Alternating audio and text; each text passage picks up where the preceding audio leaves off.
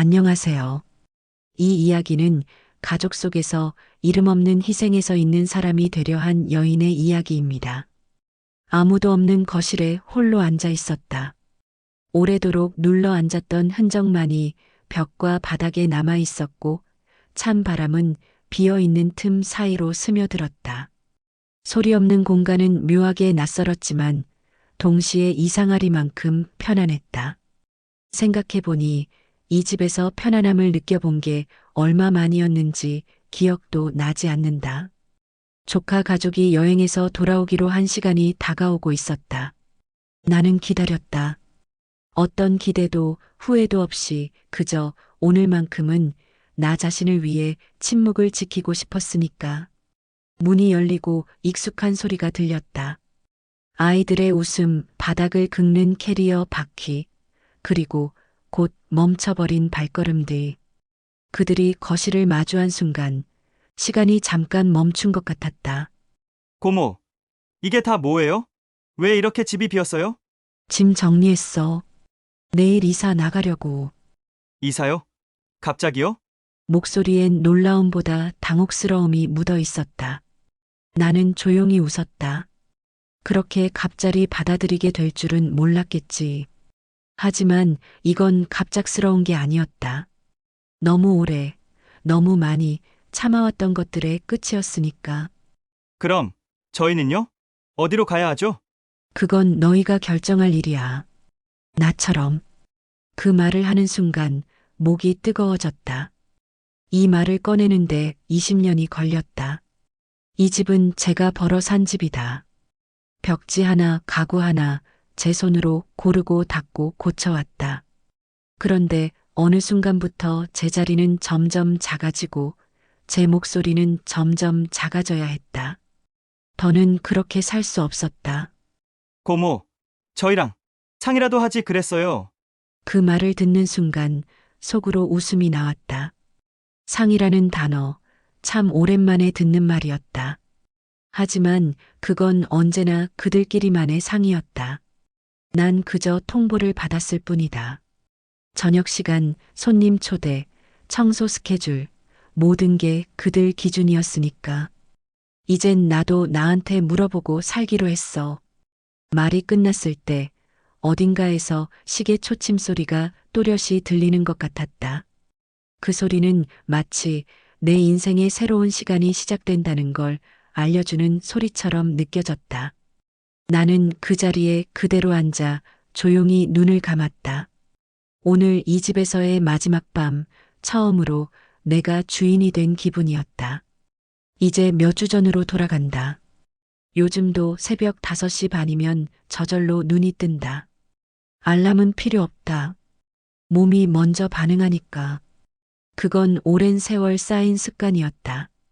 이불에서 나오자마자 부엌불을 켜고 도시락 2개를 싸고 조용히 밥상을 차려놓고 세탁기 버튼을 눌렀다. 그 다음엔 욕실 청소, 거실 먼지, 물걸레질. 한 바퀴 돌고 나면 시간이 훌쩍 지나 있었다. 그리고 다시 나갔다. 남의 집 살림을 도우러. 그러다 오후 늦게 들어와서는 다시 저녁 준비를 했다. 가족이 돌아올 시간이니까. 그렇게 하루가 지나갔다. 매일이 반복되는 하루였다. 처음엔 그것들이 힘들지 않았다. 오히려 고마운 말 한마디에 마음이 말랑해졌다.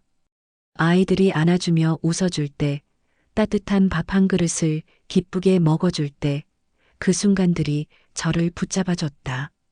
아, 내가 이 집에서 필요하구나. 내가 누군가에게 의미 있는 사람이구나.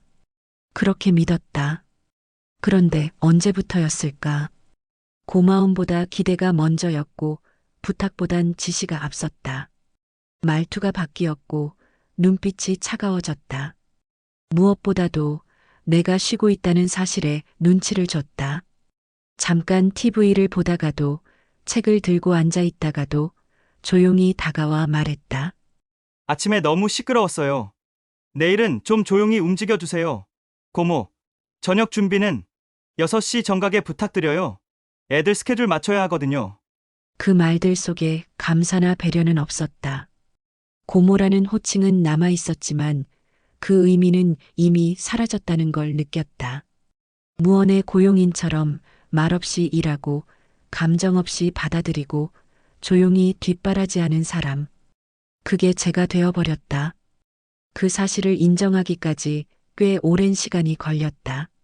아니, 인정하고 싶지 않았던 게 더 맞을 것이다. 하루하루가 견디는 일이 되었다. 누군가를 위한 하루가 어느샌가 나를 지워가는 하루가 되었으니까. 하지만 이상하게도 누구도 그걸 눈치채지 못했다. 아니, 알고도 말하지 않은 걸지도 모르겠다. 불편함은 눈에 띄지만 익숙함은 금세 당연해지니까. 그렇게 살아왔다. 내가 나를 내려놓는 게 가족을 위한 길이라고 믿으며. 그런데 그 길 끝에 나는 아무도 알아주지 않는 그림자가 되어 있었다. 어느 날부터 말투가 바뀌기 시작했다.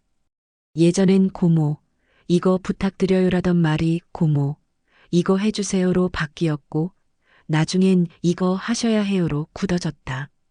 단어 하나, 억양 하나가 쌓이면 그게 벽이 되더라. 처음엔 제가 예민한 건가 싶었다. 가족인데 나를 걱정해서 그러는 거겠지. 그렇게 넘겼다. 하지만 시간이 흐를수록 그건 배려가 아니라 단절이라는 걸 알게 됐다.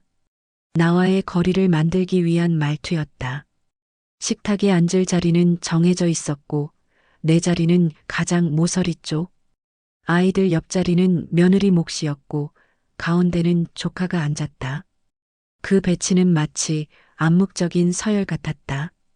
어느 날 며느리가 조용히 말했다. 이번 주말에 친구들 좀 초대하려고 해요. 거실 청소는 평소보다 신경 써주세요. 고개를 끄덕이며 말없이 수건을 들었지만 그 말이 오래도록 마음에 남았다. 부탁이 아니라 당부였고 그 당부는 이미 결정된 사항이었으니까. 마치 나는 그저 일하는 사람처럼 느껴졌다. 며느리는 집안 사람들을 우리라고 불렀고 나는 그 우리 안에 포함되지 않는 것 같았다. 빨래 바구니가 분리되어 있던 것도 그 즈음이었다. 처음엔 옷감 상할까봐 그런가 했는데 며느리의 말은 달랐다. 고모 옷이랑 저희 옷은 따로 세탁해주세요. 세제 향이 달라서요. 그 말을 들었을 땐 잠시 숨이 멎는 느낌이었다. 가족끼리 세탁물을 나눈다는 게 뭐 그렇게 대수냐 싶겠지만 그 안에는 뚜렷한 선이 있었다. 당신과 우리는 다르다는 보이지 않는 선.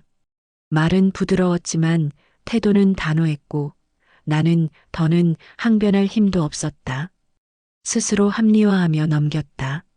나이 차이도 있고 세대가 다르니 이해해야지. 하지만 그런 합리화가 쌓일수록 나는 점점 내 자리를 잃어갔다. 나는 이 집에서 조심스럽게 말했고 소리내어 웃지 않았고 필요할 때만 나타났다. 그렇게 사는 게 이 집에 덜 걸리적거리는 방법이었다. 하지만 그럴수록 내 마음은 구석으로 더 구석으로 밀려갔다. 나를 둘러싼 공기가 점점 얇아지는 기분이었다. 존재는 있는데 인정받지 않는 그런 투명한 사람처럼 나는 언제부터 이 집에서 눈치 보며 살아야 했을까? 부탁도 불만도 기대도 삼킨 채 조용히 움직이는 내가 과연 가족이 맞긴 했을까? 아니면 나 스스로 가족이라고 착각하고 있었던 걸까? 그날은 유난히 허리가 아팠다. 몇 주 전부터 끊임없이 욱신거렸던 통증이 마침내 제 몸을 쓰러뜨렸다. 그냥 단순한 근육통일 줄 알았는데 병원에서는 수술이 필요하다고 했다. 척추 사이 디스크가 거의 다 닳아 있었고 더 늦으면 걷기조차 힘들 거라고 했다. 순간 머릿속이 하얘졌다. 이 나이에 수술이라니 그것도 혼자서. 돌아오는 길 내내 생각했다. 이 사실을 누구에게 어떻게 말해야 할까? 조카한테? 며느리한테? 아니면 아무 말도 하지 말까? 그래도 용기 내서 말했다. 저녁 준비를 하면서 조심스럽게 꺼냈다. 이번 주 수술 날짜 잡았어. 일주일 정도는 입원해야 할 것 같아. 조카는 놀란 얼굴로 말했다. 수술이요? 그럼 그동안 집안일은요? 그 말에 가슴이 철렁 내려앉았다. 걱정의 방향이 제 건강이 아니라 집안일이었으니까. 숨이 잠시 멎는 느낌이었다. 나를 걱정하지 않는 가족이 그렇게 가까이 있다는 게 너무 낯설게 느껴졌다. 애들 식사는요? 청소는요? 어떻게 하죠? 며느리의 말은 더 노골적이었다. 고모, 그렇다고 갑자기 저희한테 다 맡기시면 곤란해요. 파출부라도 불러야 하나. 그 말을 듣는 순간 마음 어딘가가 뚝 끊어졌다. 나는 이제 아픈 것도 눈치 보며 해야 하는 사람이구나. 수술 당일 아무도 병원에 오지 않았다. 간호사가 조심스레 물었다. 보호자분은 언제 오세요? 없어요. 그냥 혼자예요. 그 말을 하고 나니 목이 잠겼다. 단단하게 묶여있던 무언가가 무너지는 느낌이었다. 마취가 돌기 전 마지막으로 본 건 하얀 천장이었고 깨어났을 땐 여전히 혼자였다. 입안이 바짝 말랐고 몸은 움직일 수 없었다. 그때 깨달았다. 내가 정말 혼자라는 걸. 퇴원하던 날도 마찬가지였다. 한 손엔 짐을 들고 다른 손으론 허리를 부여잡고 택시에 몸을 실었다. 현관문을 열자 며느리가 나왔다. 고모 수술 잘 됐어요? 그런데 집안일은 언제부터 가능하실까요? 그 한마디가 제 모든 걸 무너뜨렸다. 그래, 나한테 중요한 건 회복이 아니구나. 나란 사람보다 내가 해주는 일이 더 중요했구나. 그날 밤 처음으로 그 집의 천장이 너무 낯설게 느껴졌다. 내 집인데 내가 쉬어도 되는지 허락을 받아야 하는 그 공간. 나는 거기서 가족이 아니었다. 사람은 말로 다치기도 한다. 그런데 진짜 아픈 건 그 말이 나를 향한 진심이었다는 걸 알아버릴 때다. 아무리 외면하고 싶어도 들은 순간부터 귓가에 맴돌고 마음속 깊숙이 박혀버린다. 그날 저는 그냥 물을 마시려고 부엌에 나왔다가 우연히 듣게 된 거다. 일부러 들으려고 한 게 아니었다. 그냥 거실 문이 조금 열려 있었고 그 안에서 두 사람의 목소리가 들려왔다. 고모랑 같이 사는 거 너무 불편해, 그치? 친구들도 마음대로 못 부르고 뭐 할 때마다 눈치 보이고 우리끼리 사는 게 훨씬 자유롭잖아. 그러니까 고모가 자꾸 간섭하는 것도 좀 그래. 애들 공부도 그렇고 밥 먹는 것도 그렇고. 발이 움직이지 않았다. 숨도 잘 쉬어지지 않았고 손에 들고 있던 컵이 덜덜 떨리기 시작했다. 그 말들이 너무 생생했다. 그리고 낯설지 않았다. 익숙했던 태도들, 눈빛들, 짧은 말투 속에 숨어있던 감정들이 그제야 의미를 갖기 시작했다. 아, 그게 진심이었구나. 나를 불편해했구나. 그래서 늘 거리를 뒀던 거구나. 그 자리에 그대로 굳어 있었다. 마음속 어딘가에서 찢어지는 소리가 들리는 것 같았다. 참 오래도 참고 살았다. 간섭이라는 말이 그렇게 가슴에 사무칠 줄 몰랐다. 내가 했던 건 사랑이었는데, 보살핌이었는데, 그들에겐 그게 간섭이었나 보다. 그 순간 문득 수년 전 생일 아침이 떠올랐다. 조용히 미역국을 끓여놓고 가족들 눈치 보며 앉아 있었던 그날. 아무도 제 생일을 기억하지 않았다. 저녁까지 아무 말 없었고 결국 저는 조용히 방에 들어갔다. 그때 느꼈던 공허함보다 지금 이 말들이 더 깊이 아팠다. 왜냐하면 이번엔 확실히 알게 되었으니까. 이 집에서 나는 가족이 아니라 그저 불편한 존재였다는 걸. 그날 밤 한참을 앉아 있었다. 텅 빈 부엌 불빛 아래 한마디 말이 전부를 흔들 수 있다는 걸 알게 되었다. 말 한마디가 마음을 떠나게 만들 수도 있다는 것도. 그건 다툼도 싸움도 아니었다. 그냥 진심이었다. 조용히 흘러나온 그들의 본심이 제 등을 밀었다. 그날은 유난히 조용했다. 조카 가족이 2박 3일 일정으로 여행을 떠났으니까. 오랜만에 집안에 혼자 남은 저는 묘한 평화를 느꼈다. 아무도 부르지 않고 아무도 불평하지 않고 누구 눈치도 보지 않아도 되는 하루. 하지만 이상하게도 그 평화가 오래가지 않았다. 머릿속 어딘가에 자꾸만 맴도는 생각이 있었으니까. 혹시 이번 여행이 끝나고 돌아오면 무언가 달라지지 않을까? 잠깐이라도 내가 없는 집에서 나의 빈자리를 느끼면 조금은 돌아보지 않을까? 아니면 기념품 하나라도 사오지 않을까? 그렇게 또 기대를 해버렸던 거다.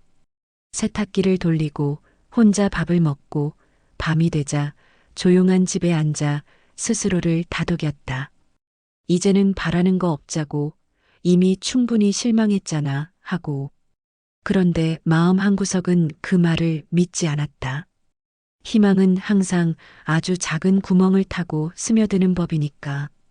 여행 마지막 날 아침 조카에게 메시지가 왔다. 오늘 저녁쯤 도착할 예정이에요. 생각보다 재밌네요. 짧은 문장이었지만 그 안엔 저를 향한 말은 없었다. 고모는 잘 계시죠? 그 같은 말 한 줄도 없었다. 그 순간 확실히 알았다. 나는 그들의 관심 바깥에 있다는 걸. 평소에도 그랬지만 이렇게 집을 비운 상황에서도 한 번의 안부조차 없는 건 그저 깜빡한 게 아니었다. 그저 중요하지 않았던 거다. 냉장고를 열어보니 아이들 간식과 여행 가기 전 사다 둔 주전부리들이 그대로 있었다. 제 입맛에 맞는 음식은 하나도 없었고 밥솥 안엔 굳은 밥만 남아 있었다. 마치 이 집에서 제가 아닌 누군가를 위한 집이라는 걸 그대로 보여주는 풍경이었다. 주방 창밖을 바라보며 서 있는데 문득 지난 겨울이 떠올랐다. 눈 오는 날 혼자 시장 갔다가 미끄러져서 넘어졌을 때 돌아와서 이야기를 꺼냈더니 조카 며느리는 이렇게 말했다. 조심하셨어야죠, 다치면. 병원비도 많이 드는데. 그 말이 서운했던 건 돈 때문이 아니라 진심이 없어서였다. 그런 말들을 몇 번이나 넘기고 넘기다 보니 어느샌가 저는 누가 아파도 걱정해주지 않는 사람이 되어 있었다. 가족이라고 믿었던 관계가 점점 차가운 일상으로 굳어지는 걸 지켜만 보고 있었던 거다. 그날 저녁 집으로 돌아온 가족들은 신이 나 있었다. 아이들은 소리치며 돌아다녔고 며느리는 짐을 정리하느라 분주했고 조카는 휴대폰을 보며 웃고 있었다. 저는 거실 한쪽에 조용히 앉아 있었다. 누구 하나 저를 보지 않았다. 며느리가 가볍게 말했다. 고모, 잘 지내셨어요? 저희 재밌게 다녀왔어요. 그 말, 그 한마디가 제 안에 남아있던 마지막 기대를 완전히 무너뜨렸다. 그 어떤 마음도 변화도 없다는 걸 알았다. 저는 그 자리에서 조용히 생각했다. 그래, 이젠 진짜 혼자가 낫겠다. 이 집에 내가 있을 이유가 없구나. 아, 이젠 진짜 떠날 준비를 해야겠구나. 이 집은 나를 원하지 않는구나. 그날 아침 창문을 여니 아직 채 녹지 않은 가을 공기가 들어왔다. 며칠 전까지만 해도 그 바람이 차고 텁텁하게 느껴졌는데 이상하게 그날은 맑고 시원했다. 아마 제 마음이 먼저 변한 거겠다. 나는 천천히 주방 테이블에 앉아 따뜻한 물 한 잔을 마시며 생각했다. 이제 정말 준비해야겠다. 말로만 그쳐선 아무것도 달라지지 않는다는 걸 그동안 충분히 배웠잖아. 핸드폰을 들어 부동산에 전화를 걸었다. 손끝이 조금 떨렸지만 그 떨림이 무섭다기보단 긴장 같았다. 새로운 삶을 시작하기 전 마침내 결정을 행동으로 옮기는 그 순간. 여보세요. 집을 팔고 싶은데요.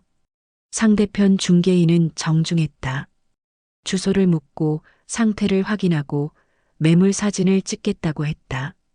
마치 그동안 아무 일도 없었던 집처럼. 그 말들이 어색하지 않았다. 저는 이미 마음을 정했으니까. 오래 붙들고 있던 미련이 아니었다. 오히려 그동안 왜 이렇게 늦었을까 싶을 만큼 담담했다. 그날 오후 중개인이 다녀갔다. 집을 둘러보며 이렇게 말했다. 집 상태가 정말 좋네요. 주인이 오래 정성 들이신 게 느껴져요. 그 말에 잠깐 울컥했다. 누군가가 아무 이유 없이 제 노력을 알아봐 준다는 건 그렇게 특별한 일이었다. 가족에게서 듣지 못한 말이 낯선 사람의 입에서 나오는 순간 고개를 돌려 눈시울을 감췄다. 아무 말도 하지 않고 고개만 끄덕였다. 일은 빠르게 진행됐다. 금매로 내놓은 덕분인지 며칠 만에 매수자가 나타났고 계약도 순조롭게 마무리됐다. 새로 들어올 사람은 신혼부부였다. 부드러운 말투로 이렇게 말했다. 이 집에서 행복하셨죠. 저희도 그렇게 살고 싶어요. 그 말에 한동안 아무 대답도 하지 못했다. 행복이라는 단어가 오래도록 제 안에 울렸다. 솔직히 말하면 처음엔 저도 행복했다. 조카네 가족과 함께 살 수 있었고, 아이들을 보며 웃을 수 있었고, 함께 밥을 먹는 저녁이 따뜻하게 느껴졌다. 하지만 시간이 지나면서 그 따뜻함은 점점 식어갔고, 결국엔 제가 빠진 채로만 유지되는 평온함이 되어버렸다. 행복하게 사세요. 그게 제 진심입니다. 그 말을 남기고 집으로 돌아오니 무언가 확실히 끝났다는 기분이 들었다. 그리고 동시에 무언가 새롭게 시작된다는 예감도. 이번엔 내가 나를 위해 움직인 결정이었다. 누가 등을 떠민 것도 아니고 누가 설득한 것도 아니었다. 내가 나를 설득했고 내가 나에게 허락했다. 그래, 이젠 나를 위한 공간으로 가자. 더는 설명하지 않아도 되는 곳, 내 감정을 마음껏 꺼내 놓을 수 있는 곳. 이번엔 나도 누군가의 짐이 아니라 그냥 나로 살고 싶었다. 며칠 동안 마음속에만 품고 있던 그 말을 드디어 입 밖으로 꺼냈다. 가장 먼저 떠오른 사람은 친구였다. 오랜 세월 연락만 간간히 주고받던 사이지만 이상하게 그날은 꼭 그 친구에게 전화하고 싶었다. 수화기 너머로 익숙한 목소리가 들리자 가슴이 먼저 반응했다. 따뜻한 무언가가 천천히 밀려오는 느낌이었다. 나 이사 가려고 해. 혼자? 처음엔 잠깐의 침묵이 흘렀다. 친구는 조심스레 물었다. 무슨 일 있었어? 그 질문에 한참을 망설이다가 천천히 그동안의 일들을 말했다. 얼마나 오랫동안 무시당했고 감정을 감추고 살았는지 병원에 혼자 있었던 날과 듣고 싶지 않았던 대화까지 처음부터 끝까지 다 말했다. 말하는 내내 울지 않으려고 애썼지만 목이 자꾸 메었다. 친구는 말없이 듣고 있었다. 잘했어. 진짜 잘한 거야. 그 말 한마디에 그동안 참고 참았던 감정이 무너져 내렸다. 내 편이라는 게 이렇게 단순한 말로도 느껴질 수 있다는 걸 그날 처음 알았다. 친구가 말했다. 바닷가 근처에 사촌 언니가 사는 동네가 있어. 조용하고 깨끗해. 거기 어때? 나는 고개를 끄덕였다. 바다라는 말만 들어도 마음이 시원해지는 기분이었다. 수십 년 동안 회색빛 도심과 아이들 뒷모습만 보며 살아왔던 내게 그 말은 자유처럼 들렸다. 몇 시간 뒤 친구에게서 다시 전화가 왔다. 마침 집 하나 났대. 작지만 따뜻한 곳이래. 가구도 조금 있고 바다가 바로 보여. 나는 말했다. 그 집으로 갈게. 단호하게 망설임 없이. 그 순간 내 안에 남아있던 마지막 끈이 조용히 풀어지는 소리를 들은 것 같았다. 비로소 자유로워지는 기분이었다. 전화기를 내려놓고 거실을 천천히 둘러봤다. 이 집에서 보낸 세월이 주마등처럼 스쳐 지나갔다. 웃음도 눈물도 있었고 희망도 있었지만 결국 나를 위한 자리는 없었던 공간. 이제는 그 공간에서 물러나 나만을 위한 작은 자리를 찾기로 했다. 누가 대신 선택해주는 삶이 아니라 스스로 만들어가는 삶. 그게 비록 외롭더라도 지금의 나에겐 훨씬 따뜻할 거라는 걸 느꼈다. 그리고 혼잣말처럼 말했다. 그래, 이젠 나를 위한 집으로 가자. 여행에서 돌아온 조카 가족은 평소처럼 문을 열고 들어왔다.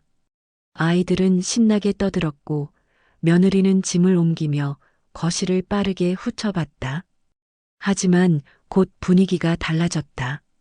낯선 정리 상태, 없는 가전제품들, 줄어든 가구수 이상하다고 느꼈겠다. 나는 거실 소파에 조용히 앉아 있었다. 일부러 아무 말도 하지 않았다. 그들이 먼저 물을 때까지 기다리고 싶었다. 이 짐들은 뭐예요? 이사 가려고 정리했어. 이사요? 갑자기요? 내 말에 조카와 며느리는 동시에 말을 멈췄다. 정면으로 눈을 마주했다. 언제요? 내일 아침, 어디로요? 바닷가 마을. 조용한 동네야. 공기가 싸늘해졌다. 조카가 묻더군. 그럼 이 집은요? 저희는요? 이미 팔았어. 이번 주 금요일이면 새 주인이 이사와. 며느리의 얼굴이 굳어졌고 조카는 소파에 털썩 주저앉았다. 그들의 혼란스러운 표정은 전혀 낯설지 않았다. 처음이었으니까. 이 집에서 내가 결정을 내린 게 너무하신 거 아니에요? 저희는 어떻게 하라고요? 그 질문에 오히려 나도 웃음이 나왔다. 너희도 날 그렇게 대해왔잖아. 알아서 하라고. 나한테 늘 그랬듯이. 침묵이 흘렀고 그 침묵 속에서 나는 지난 시간들을 하나하나 꺼내기 시작했다. 청소는 매일, 빨래는 분리, 저녁은 정확히 6시. 그게 가족이 할 말이니? 내가 감기로 쓰러졌을 땐 밥은 어떡하냐고 했지. 허리 수술 받으러 갈 땐 집안일은 어떡하냐고 했고, 병원에 혼자 있는 동안 한 번도 전화하지 않았잖아. 그들은 아무 말도 하지 못했다. 내가 꺼낸 말들이 전부 사실이었기 때문이겠다. 이 집, 내가 번 돈으로 산 집이야.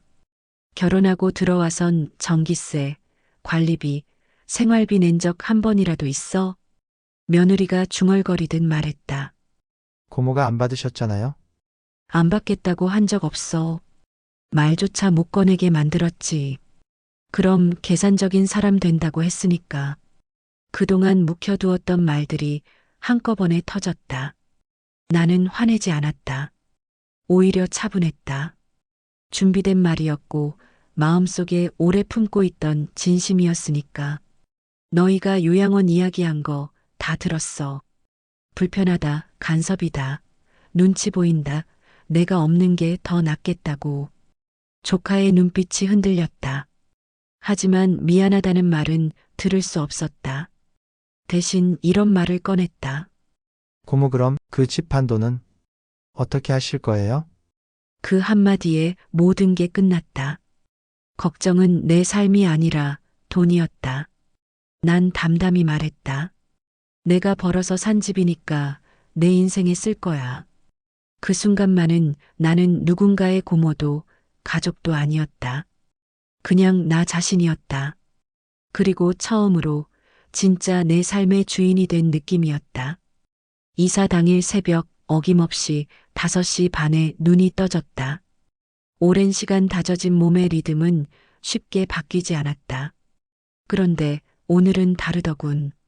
누구를 위해 도시락을 쌀 필요도 밥을 차릴 이유도 없었다. 그렇게 처음으로 아무것도 하지 않는 아침을 맞았다. 창문을 열었더니 가을바람이 밀려 들어왔다. 이 바람도 이 집에서는 오늘이 마지막이겠다. 주방에 앉아 커피를 내렸다. 오랜만에 천천히 아무 방해 없이 커피 한 잔을 입에 댔다.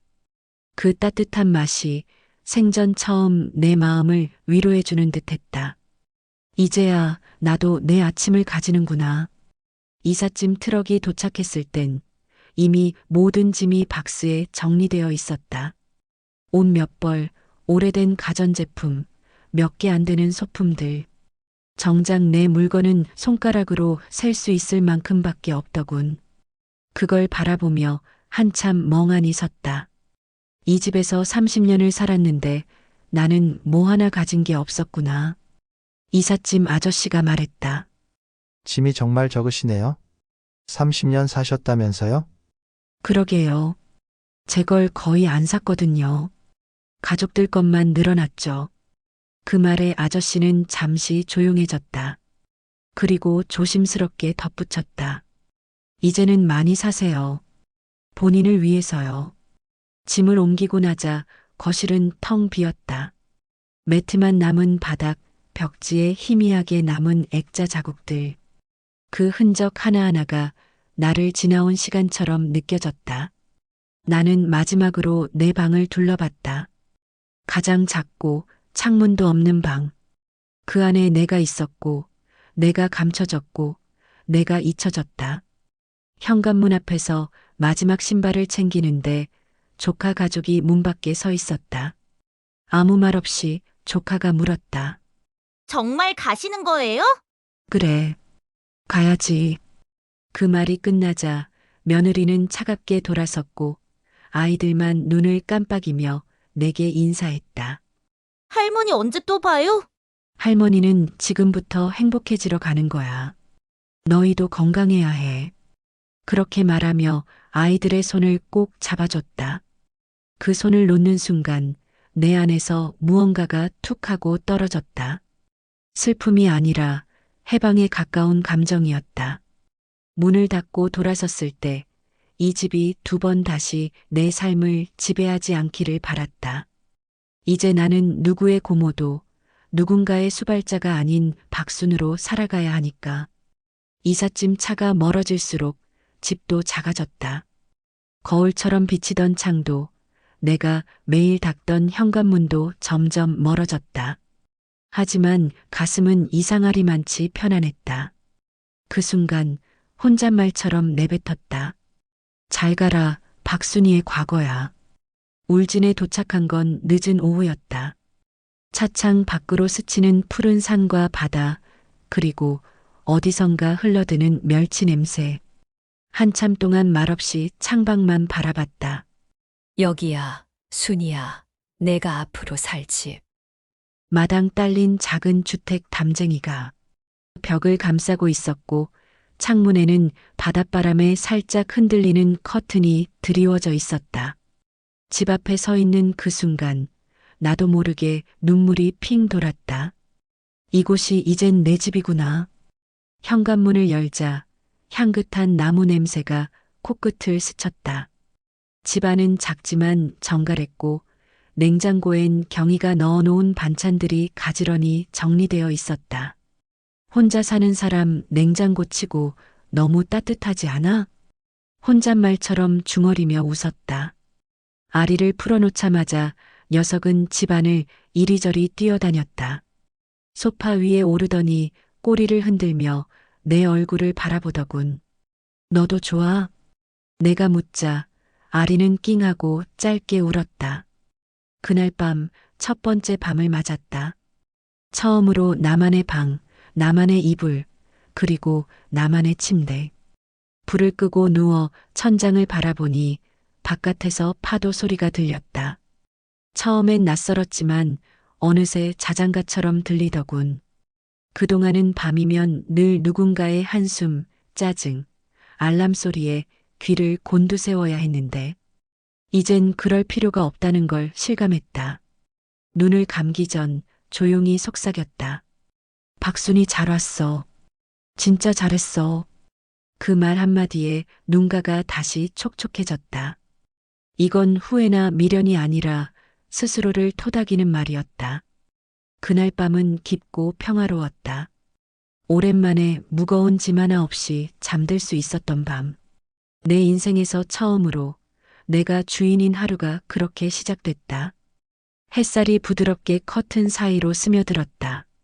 시계는 8시를 지나고 있었다. 평생 6시 전에 눈을 떴던 내가 이렇게 늦게까지 자다니. 문득 어색했지만 이상하게 마음이 편안했다. 이제는 누구 눈치도 안 봐도 되잖아. 그 생각에 살며시 미소가 지어졌다. 주방으로 가서 냉장고 문을 열었다.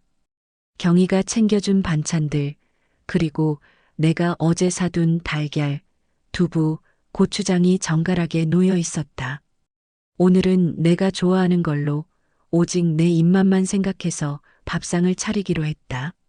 쌀을 씻고 미역을 물에 불렸다. 달걀은 노릇하게 부치고 김치를 볶았다. 미역국이 보글보글 끓는 동안 아리는 발치에 와서 자리를 잡았다. 오늘 아침은 우리 둘만의 잔치야. 그릇에 밥을 담고 반찬을 가지런히 놓았다. 조용한 식탁, 조용한 주방, 그리고 조용한 나. 이렇게 온전히 내 시간을 먹는 아침이 이렇게 따뜻할 줄은 몰랐다. 한 입 한 숟갈, 천천히. 그동안은 늘 짜다, 맵다, 입에 안 맞는다는 말에 맞춰 요리했는데 오늘은 내가 내 입맛을 칭찬해주고 있었다. 창문을 열어보니 바람이 살랑살랑 불어왔다. 그 바람을 맞으며 뜨거운 국물 한 숟갈을 떠넣었을 때 눈물이 핑 돌았다. 이런 것도 행복이구나. 조금 전까지 아무 일도 아니었던 평범한 아침이 내게는 처음으로 사람 대접받는 순간이었다. 누구를 위해 존재하는 게 아니라 내가 나로 살아있는 시간. 그날의 아침은 조용했지만 내 인생에서 가장 강렬했다. 소리 없이 선언하듯 내 삶이 완전히 바뀌었다는 걸 알려주는 시간. 그리고 마음속으로 또 한 번 다짐했다. 이제는 박순이로 산다. 식사를 마치고 아리와 함께 산책을 나섰다.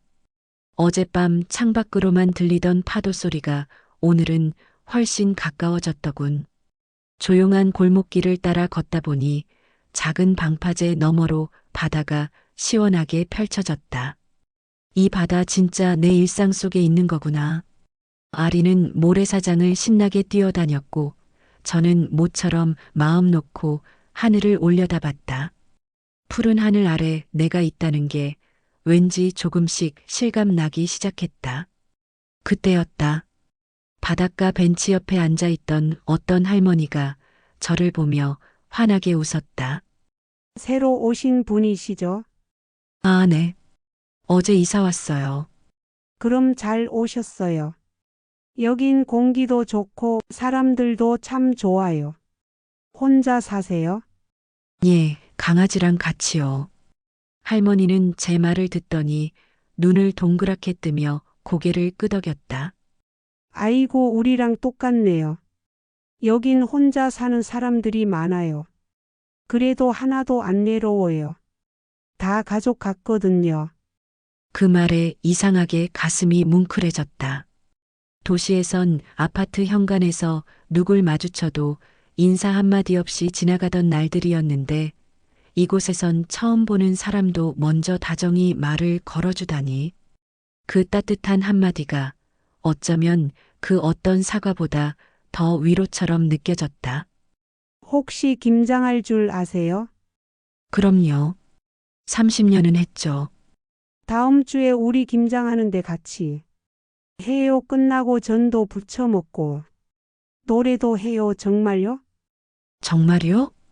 그럼요. 이제는 우리 식구예요. 그 말을 듣는 순간 가슴 한가운데에서 뭔가 따뜻한 게 퍼져나갔다. 누군가 나를 식구라고 불러준 게 얼마나 오랜만인지 몰라. 심지어 아무 조건 없이 이해해달라고도 하지 않았고 나를 위해 뭘 해달라고도 하지 않았는데 그냥 옆에 있다는 이유만으로 따뜻한 말 한마디를 건네는 사람들. 아리를 품에 안고 돌아오는 길, 하늘이 조금 더 맑게 보였다. 나 진짜 잘 온 거 맞구나. 그날 밤 평소보다 더 일찍 이불 속에 들어갔다. 이제는 누가 내게 무슨 말을 하려나 두려워하지 않아도 되는 밤. 대신 내일 어떤 좋은 사람을 만날까 설렐 수 있는 밤.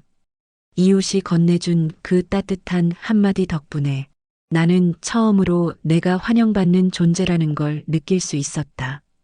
김장날이 다가왔다. 며칠 전 만난 그 이웃 아주머니가 다시 들러선 말했다.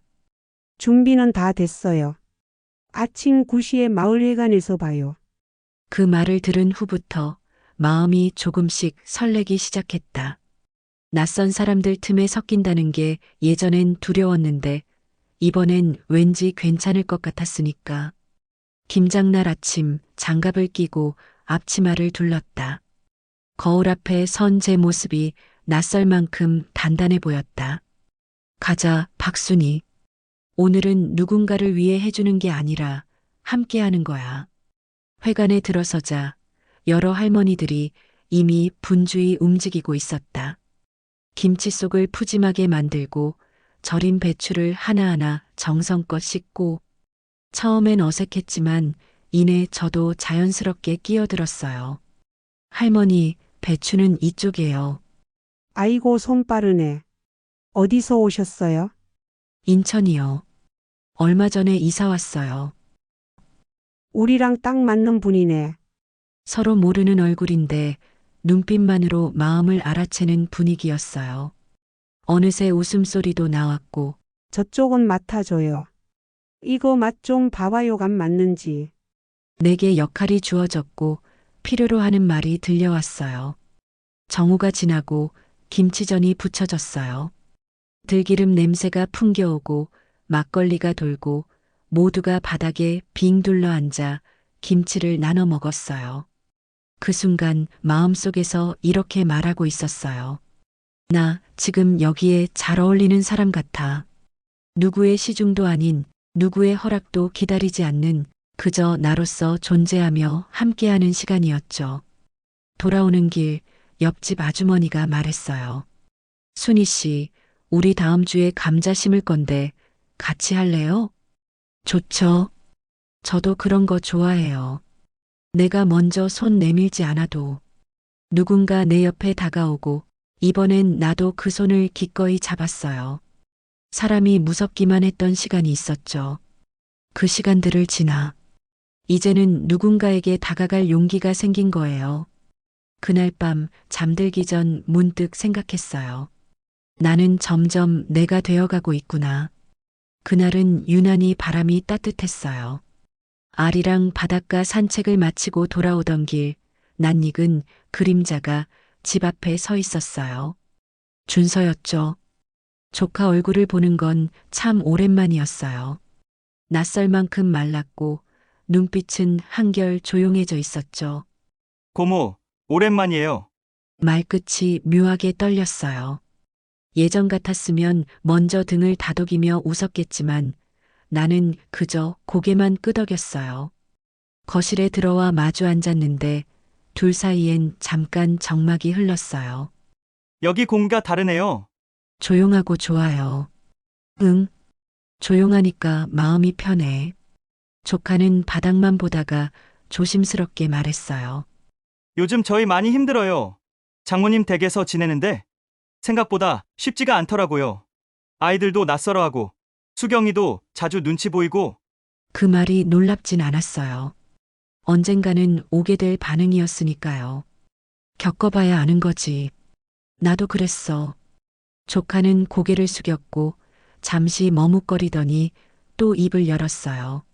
수경이도 요즘 고모한테 너무했다며 미안하다고 자주 말해요.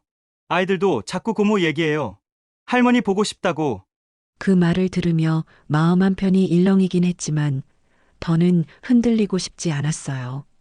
그들의 후회가 내 선택을 되돌릴 수는 없으니까요. 그래. 그리워할 수는 있지. 나도 아이들 생각은 가끔 나니까. 잠깐의 정적 끝에 조카가 꺼낸 말은 조금 무거웠어요. 혹시 다시 저희랑 같이 지내실 생각은 없으세요? 나는 조용히 고개를 저었어요. 이젠 늦었어. 나는 지금 이 삶이 좋아. 그래도 같이 살진 않더라도 가끔이라도 얼굴 뵈면 놀러 오는 건 괜찮아. 하지만 여긴 내 삶이야. 다시는 나를 뒷바라지하는 사람으로 끌어들이지 마. 조카는 한숨을 내쉬며 말없이 고개를 숙였어요. 더는 말이 나오지 않는 눈치였죠. 나는 간단하게 저녁을 준비했어요. 된장찌개, 김치, 들기름에 달걀지짐. 낯설지 않은 식탁이 차려졌고 조카는 그 앞에서 잠시 말이 없었어요. 이거 그리웠어요. 숟가락을 들던 손이 살짝 떨리는 것 같았고 눈가가 벌겋게 물들어 있었어요. 그 모습을 보면서 속으로 조용히 중얼거렸어요. 그래, 너한텐 추억일지 몰라도 나에겐 희생이었단다. 식사가 끝난 뒤 조카가 천천히 물었어요. 여기서 정말 행복하세요? 응, 지금이 내 인생에서 제일 나다워. 그 말은 말 그대로였어요. 누굴 설득하려는 것도 감정에 젖은 것도 아니었어요. 그냥 사실이었어요. 울진에 온 지 어느덧 6개월이 흘렀어요. 매일 아리랑 바닷가를 걷고 작은 텃밭을 일구며 이웃 할머니들과 함께 차를 나눠 마시죠. 누구의 엄마도 누구의 고모도 아닌 그냥 박순이로 살아가는 날들이에요. 아침엔 제일 먼저 창문을 열어요.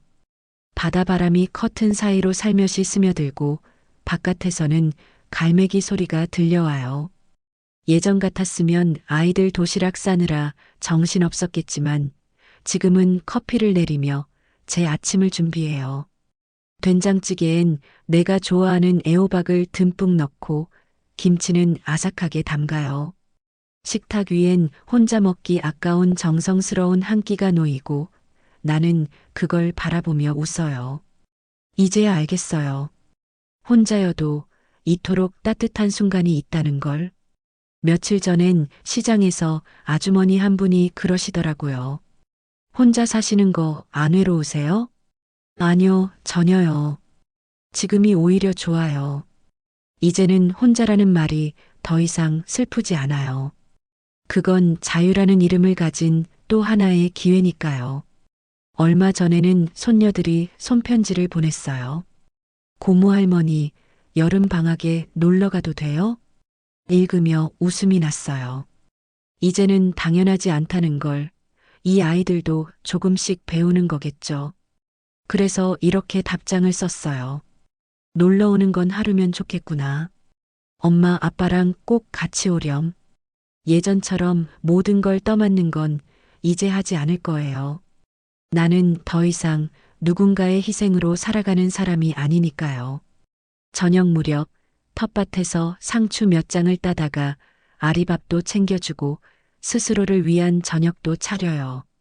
작은 테이블에 초를 하나 켜두면 하루가 얼마나 고요하게 마무리되는지 몰라요. 가끔 바다 건너로 해가 질 때면 생각해요. 정말 잘 왔다. 이 선택이 두렵지 않았냐고요? 물론 처음엔 무서웠죠. 하지만 이제는 확실해요.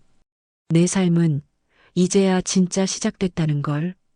누군가의 그림자 안에서가 아닌, 누구의 역할로서가 아닌 온전히 나답게 살아가는 것. 그게 지금 제 인생에서 가장 소중한 일이에요. 이제는 더 이상 기다리는 사람이 아니에요. 누가 오지 않아도, 누가 찾지 않아도 나는 나를 사랑하고 돌볼 줄 아는 사람이 되었어요. 그래서 오늘도 바다를 바라보며 속삭여요. 고생했어, 박순이. 이제 진짜 너답게 살아. 우리는 종종 가족이라는 이름 아래에서 참고 견디고 자신을 내려놓습니다. 그렇게 수십 년을 살아도 돌아오는 건 고마움보다 당연함일 때가 많죠. 이 이야기는 더 이상 당연하지 않겠어 라고 말한 한 여성의 아주 조용한 선언입니다. 누군가의 고모였고 누군가의 수발자였고 이름 없는 존재로 살아왔지만 이제는 이름을 가진 사람으로 자신을 사랑하는 사람으로 살아가기로 한 이야기. 우리 모두의 인생에도 그런 선택이 필요한 순간이 옵니다. 그리고 그때 이야기의 마지막 문장이 여러분의 첫 문장이 되기를 바랍니다.